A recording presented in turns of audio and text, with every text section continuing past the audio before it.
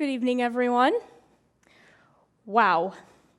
The last 2 years were full of firsts. Think about our first quarantine.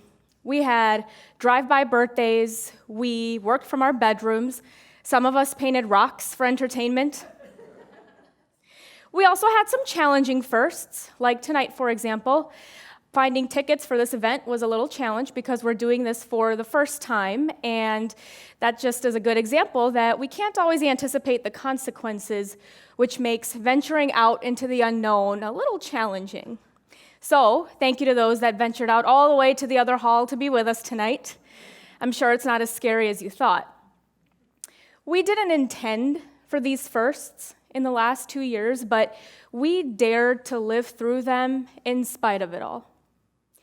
The first time that I remember being daring was a little longer than 2 years ago. It was when I was 10 years old. When I was in 5th grade, I was in a play where I was the White Witch of Narnia. And I had my doubts about this role, so I went to my mom and I asked her a question. I asked, "Is it okay that I do this role even though I'm not white?" And she looked at me full of curiosity and a little bit of confusion, and said, "Of course it is. What do you mean? And besides, she's called a White Witch because she froze Narnia into 100 years of winter, not because she's actually white, right?" And I said, "Oh, right, got it." And then she said something quite profound. She said, "Just because you haven't seen anyone that looks like you doing something like this doesn't mean you can't be the first."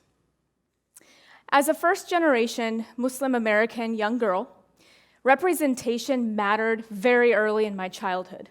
I knew that I was going to challenge some norms for most of my life because when I didn't see representation, I wanted to be the first to represent.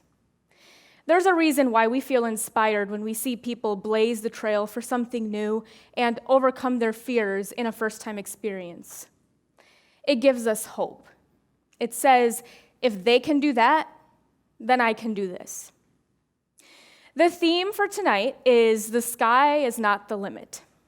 Since my breakout role as the Witch of Narnia, I am learning that the sky does not have to be the limit of possibility.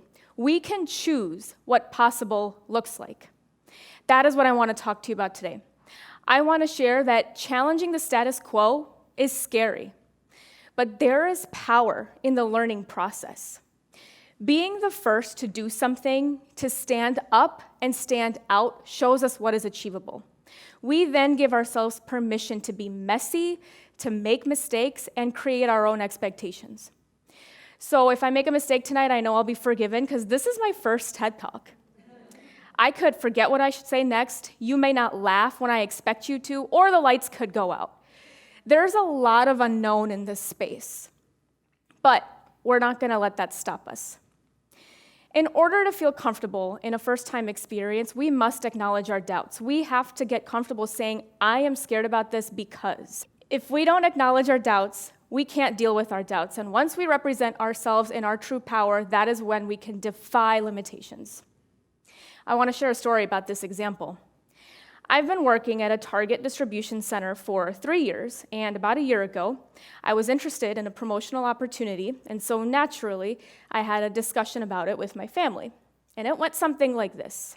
I said, "Hey family, I want to do this new role where I get to lead leaders, execute operational plans. Oh, and one more thing. It's a night shift, but no biggie. It's the perfect combination of leadership and challenge. I want this." And then I heard perhaps the most dangerous phrase in the world, which was, "Well, no one's ever done that before." But is it dangerous? Or is it empowering? Because in that moment, I just wanted to prove them wrong. Now, maybe that's not the best reason to take a job, but it did motivate me to take the risk and accept the challenge. Working nights in a giant warehouse is pretty unconventional for Muslim women in my community, and so I knew there were barriers that I had to acknowledge and say, I am scared about this because I will be the first and most times the only one like me in the room. So no one knew what that looks like. But I showed them what it can look like. And I've been a production controller since, and it looks messy, it is full of mistakes, yet incredibly worthwhile. I learn something new every day. And the biggest thing that I learned is that my power is to create possibility. It is to be someone that says, I tried, instead of I wish. If we didn't have people like Barack Obama, Ruth Bader Ginsburg, or even Oprah who dared to be the first of their kind and try in their fields, we would not have evolved to where we are today. So I would encourage everybody tonight to think about, how do you want to represent? And how do you want to show up to your firsts? And I want to leave you here with a simple idea, and that is that sometimes life can be hard for two reasons. Because we're leaving our comfort zone, or because we are staying in it. If you want to do something or be something and it hasn't been done before, give it a try anyway. We must give ourselves the grace to do it badly at first and improve as we go. And the more people we have that demonstrate what possibility looks like, the more we create hope for those around us and those looking up to us. If you pay attention to the patterns of your life, you may realize that your proudest moments stemmed from the times where you took a risk, challenged a status quo, stepped outside of that comfort zone, and defied a norm. So the next time you're a little doubtful about being the first of your kind, don't focus on the limits. Rather, think about the possibilities. Thank you.